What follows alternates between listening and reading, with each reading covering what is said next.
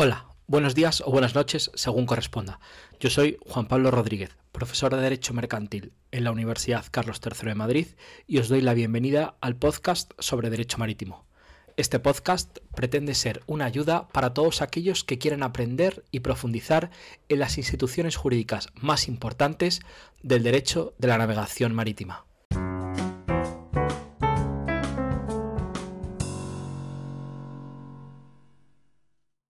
Buenos días a todos. Vengo a explicaros hoy de manera resumida y un poco en forma panorámica el contrato de transporte marítimo en régimen de conocimiento de embarque.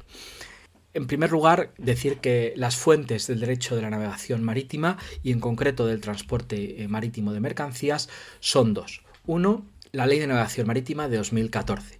Es una ley que abarca un conjunto de instituciones marítimas y de manera particular dedica bastantes artículos al transporte de mercancías en una concepción unificadora con el contrato de fletamento. En segundo lugar, tenemos varios convenios internacionales. En primer lugar, y quizás el más importante, son las reglas de la Haya Visby. Las reglas de la Haya Visby es un convenio internacional de 1924, en concreto con un protocolo del año 1968, y otro del 78. A ese conjunto de convenio más protocolos se les llama reglas de la Haya Visby. Pero, como digo, son unas reglas que en su texto principal están redactadas prácticamente hace un siglo. Recalco esto de hace un siglo por la importancia que durante estos 100 años han tenido determinados elementos en el ámbito del derecho marítimo. En concreto, y por decir algunos, está el auge o el uso del contenedor en los años 50. Yo creo que el transporte de contenedor cambió considerablemente el transporte marítimo. El uso de comunicaciones electrónicas, evidentemente, y también la rapidez de los transportes. Hace un siglo, un viaje desde Asia a Europa podía suponer varias semanas. Hoy en día pueden suponer días. Estos elementos han hecho que de alguna manera el transporte haya sido modificado en su operativa. Junto a esta norma, las reglas de la Haya Visby, en vigor en aproximadamente 90-100 estados, tenemos las reglas de Hamburgo. Las reglas de Hamburgo es un convenio del año 1978 elaborado por UNCITRAL, cuyo objetivo era modernizar el derecho del transporte marítimo de mercancías. Este convenio, sin embargo, pese a estar en vigor, no ha tenido una gran aceptación. Y por último, las llamadas reglas de Rotterdam del año 2008, por tanto muy recientes, con el objetivo igualmente de modernizar nuevamente y de uniformizar el transporte marítimo de mercancías, pero que no han entrado en vigor.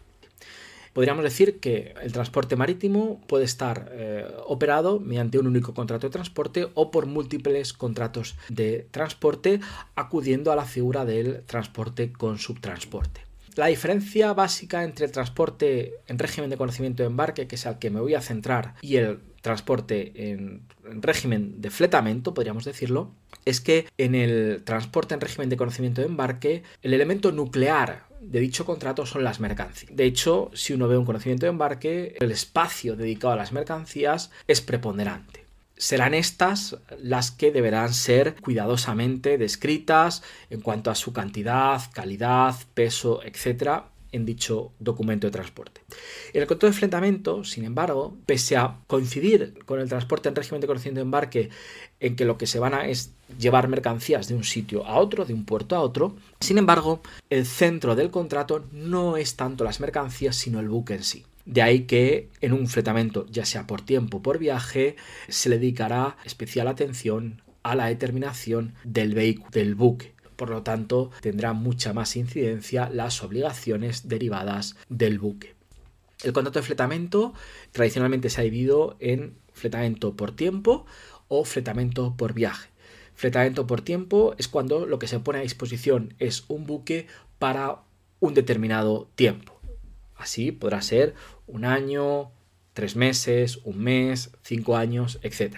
El fletamento por viaje, de manera similar al fletamento por tiempo, la disposición del buque es por un viaje, 2 viajes, sucesivos viajes y no siempre la totalidad del buque, sino se puede poner a disposición una parte de dicho buque. Las partes contractuales en el proceso de contratación dentro del transporte marítimo, y me centro ahora ya en el régimen del conocimiento de embarque, son el porteador y el cargador. Son las dos partes contractuales. El porteador es la persona que asume la realización del transporte de las mercancías desde un puerto a otro. Dentro de la figura del porteador la podemos subdividir en dos. Porteador contractual, la persona que contrata y por tanto asume la obligación frente al cargador, la otra parte contractual, de realizar dicho transporte. Pero este porteador puede transportar las mercancías con sus propios medios o acudiendo a un tercero para dicha labor. Cuando acude a un tercero, este tercero es el porteador efectivo. El porteador efectivo es el que transporta las mercancías de manera efectiva. Es decir, el que, utilizando el buque, lleva las mercancías de un puerto a otro. La ley diferencia ambos porteadores y determina para ellos un grado de responsabilidad similar. En cuanto al cargador, como hemos dicho, es la parte contractual, la que solicita el servicio de transporte del porteador. La figura del expedidor es aquella persona que se encarga de poner las mercancías a disposición del porteador en el puerto de origen. Cuando hablamos de cargador, hay que recordar que es la figura contractual, no es el que carga las mercancías. Ojo con esa traducción. Recordad que el cargador es la parte contractual frente al porteador o transportista. El cargador puede ser a su vez destinatario. Sí, contratando el transporte es el que va a recibir las mercancías en destino, pero puede no serlo. Cuando no lo es, cuando el cargador, pongamos un ejemplo, está en origen y el destinatario está evidentemente en destino, el destinatario recibirá las mercancías, pero no es parte contractual. Lo será cuando reciba el conocimiento de embarque, porque como ahora veremos, el conocimiento de embarque es un título de valor que incorpora una serie de derechos. Entre estos derechos, quizás los más importantes son el derecho a recibir las mercancías en destino y el derecho a reclamar frente al porteador. Solo adquirirá estos derechos cuando reciba el conocimiento de embarque. En cuanto al conocimiento de embarque, elemento nuclear en este contrato, de hecho hablamos de transporte en régimen de conocimiento de embarque, es porque el conocimiento de embarque como documento tiene un peso fundamental. ¿Cuáles son las funciones del conocimiento de embarque? Tiene tres. En primer lugar, es prueba del contrato de transporte y de su contenido. Esto significa que emitido el conocimiento de embarque por parte del transportista o del porteador, significa que estamos ante un contrato de transporte, ya hay un contrato de transporte. No significa que el contrato surja con el conocimiento de embarque, sino que esto es prueba de que hay una relación contractual. Y además es prueba de su contenido. ¿Qué significa esto? Que el propio conocimiento de embarque dispone en sí mismo las condiciones particulares de dicho contrato, partes, identificación de estas, el buque, mercancías, estado, cantidad, etc., puerto origen, puerto destino, como sus condiciones generales, es decir, todo el clausulado que un conocimiento de embarque generalmente tiene, donde se determinan las obligaciones y responsabilidades de cada una de las partes. La segunda función es prueba de la recepción de las mercancías. Emitido un conocimiento de embarque por el transportista, significa que las mercancías las ha recibido. Las ha recibido porque ya están embarcadas, si el conocimiento de embarque es emitido de esta forma, o cuando se emite un conocimiento recibido para embarque, significa que no habiendo sido embarcadas las mercancías, el transportista las ha recibido, pese a que las haya podido depositar en la terminal a la espera de la llegada del buque, pero ya están bajo su custodia. Y por tanto, estando bajo su custodia, evidentemente tendrá esto que ver con la responsabilidad. Y la última función es la de título valor o documento negociable de transporte. Esto significa que es un documento representativo de las mercancías. Siempre se ha hablado de la función económica del conocimiento de embarque, y es aquí donde tiene importancia. Emitido un conocimiento de embarque significa que este papel, este documento, representa las mercancías que en él se determinan.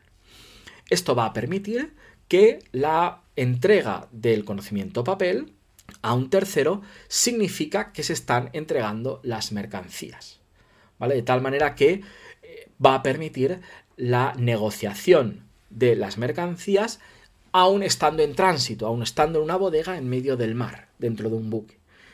Va a hacer posible que se puedan vender y comprar mercancías, por ejemplo, entregando el conocimiento de embarque, como decimos, representativo de las mercancías. Y en segundo lugar, es un documento que legitima para la entrega. A esto los ingleses le llaman la presentation rule, es decir, que el porteador, el capitán del buque, solo entrega las mercancías a quien le presente el conocimiento de embarque. Esto supone problemas, evidentemente, cuando el conocimiento de embarque no está en destino y, por tanto, el destinatario, el que va a recibir las mercancías, no tiene este conocimiento de embarque. Para ello, bueno, pues la práctica generalmente ha acudido a las cartas de garantía, etc. El contenido del conocimiento de embarque, tanto la ley de navegación marítima como las reglas de la IABI nos dan algunas indicaciones de cuál debe ser este contenido, pero no muy distintas a las que ya hemos visto. Identificación de las partes, del buque, puerto de origen, puerto destino, etc. Por último, hablar de las reservas. Generalmente, cuando el transportista recibe las mercancías en origen, lo que hace es que indicará si las ha recibido conforme a lo dicho en el conocimiento de embarque. De tal manera que si por algún suceso las mercancías que recibe no son conforme a lo indicado por el cargador, por tanto pondrá algún tipo de reservas. Cuando es así, estaremos hablando de un conocimiento de embarque sucio, que sobre todo tendrá problemas en el ámbito de la financiación, si hay créditos documentarios implicados, etc. Si no, estaríamos hablando de lo que se llama un conocimiento de embarque limpio, en el que el transportista certifica que recibe las mercancías, como decimos cuando hablamos de las funciones del conocimiento de embarque, que ha recibido las mercancías en el mismo estado en el que el cargador lo ha indicado. Esto nos va a indicar que si no pone ningún tipo de reserva y las mercancías llegan a destino dañadas, evidentemente el daño, la pérdida, el deterioro se ha producido durante el transporte y por tanto durante su periodo de responsabilidad. Junto al conocimiento de embarque existen otros documentos de transporte que también se usan en el ámbito marítimo, como son las cartas de porte, de carácter similar a los conocimientos de embarque, pero con la carencia de la función de título valor. Por tanto, las cartas de porte servirán como prueba del contrato de transporte y de su contenido, así como prueba de la relación de las mercancías, pero no serán un título valor. Junto a la carta de porte tenemos algunos otros documentos, conocimientos de embarque directos, delivery orders, etc. En cuanto a las obligaciones de las partes, en primer lugar, obligación del cargador, entrega las mercancías en origen y pago del precio. Como decimos, cuando el cargador está en origen, si el cargador estuviese en destino, seguiría teniendo esta obligación, pero delegada en la figura del expedidor.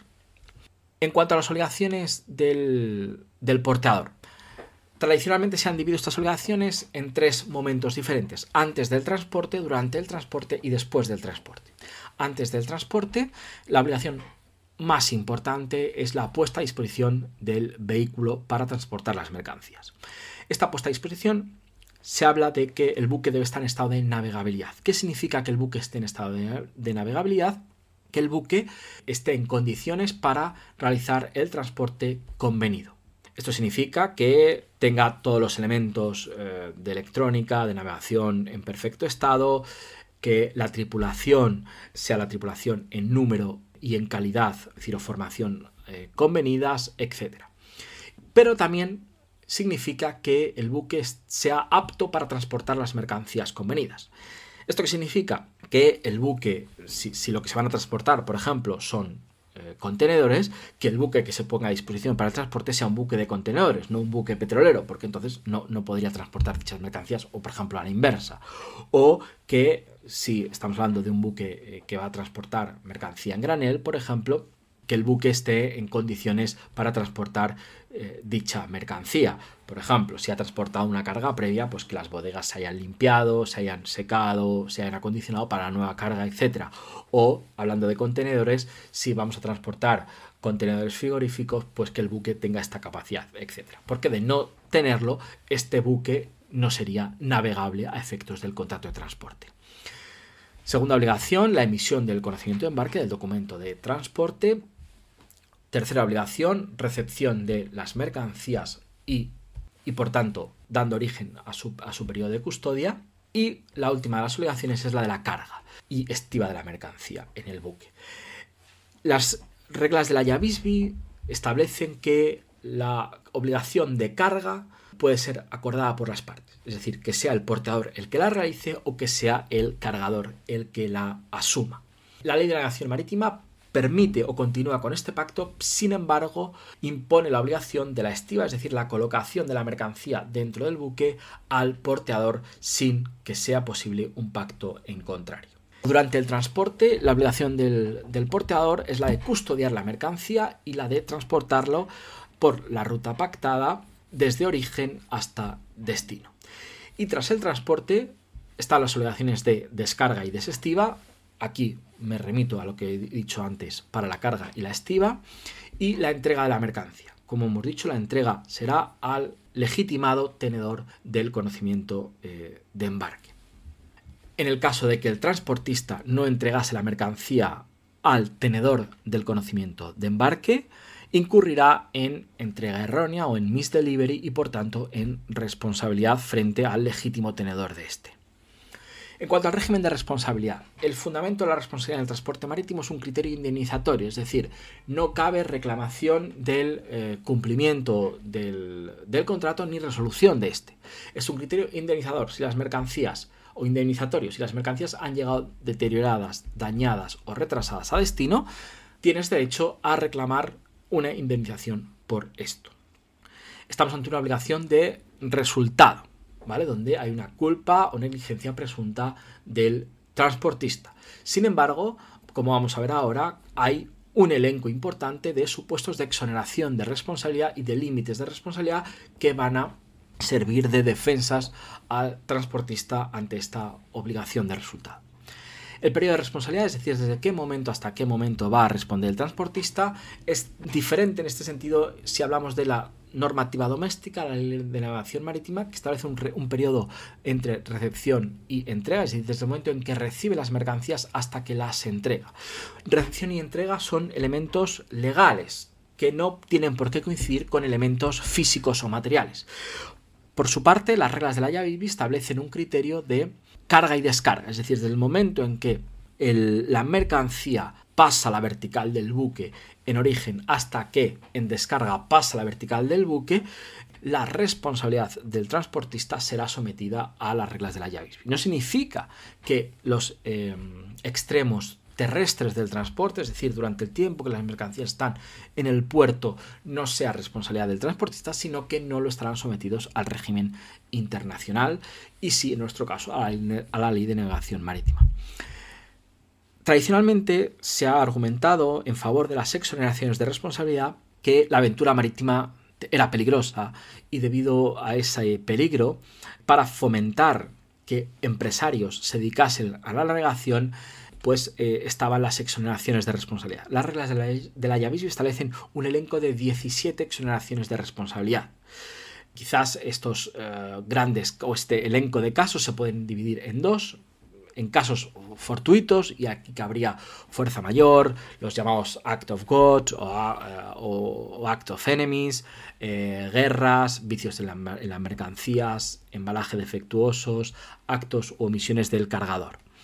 Y por otro lado, las exoneraciones en las que podríamos englobar en las causas marítimas. Y aquí hablamos fundamentalmente de dos. El incendio, salvo haya sido culpa de este, o falta náutica de los dependientes del porteador en el ejercicio de la navegación. Quizás la falta náutica, es el elemento más controvertido dentro de las causas de exoneración del porteador. Junto a estas causas exonerativas están los llamados límites de responsabilidad. Si pese a estas causas de exoneración el transportista resulta responsable por la pérdida, daño, deterioro o retraso de las mercancías, este tiene derecho a limitar su responsabilidad. Y esta limitación es a 2 derechos especiales de giro por kilogramo o 666 derechos especiales de giro por bulto o unidad. Hay numerosas sentencias, sobre todo en el ámbito anglosajón, sobre la interpretación de qué es esto de bulto o unidad, porque siempre aquí puede haber problemas. Este derecho a limitar podrá perderlo el porteador si del dolo por su parte. Por último, simplemente en cuanto a las reservas, el destinatario podrá emitir reservas una vez recibida la mercancía por escrito, en el conocimiento de embarque o en un documento separado. La ley nos va a determinar una serie de plazos, si el daño es aparente en el día siguiente, si no es aparente en los 3 días siguientes, así como también cuáles son los efectos de esta protesta o de esta reserva o en caso de que no se haya realizado. Si no se ha realizado protesta o reserva alguna, hay una presunción de entrega conforme a lo indicado en el conocimiento de embarque, con la consiguiente inversión de la carga probatoria. El hecho de que no se emita esta reserva no impide la acción judicial solicitando daños y perjuicios. Lo único que, como decimos, tendrá mayores dificultades probatorias. Pues hasta aquí un poco un panorama rápido de lo que es el contrato de transporte marítimo, enfocado en el contrato en régimen de conocimiento de embarque.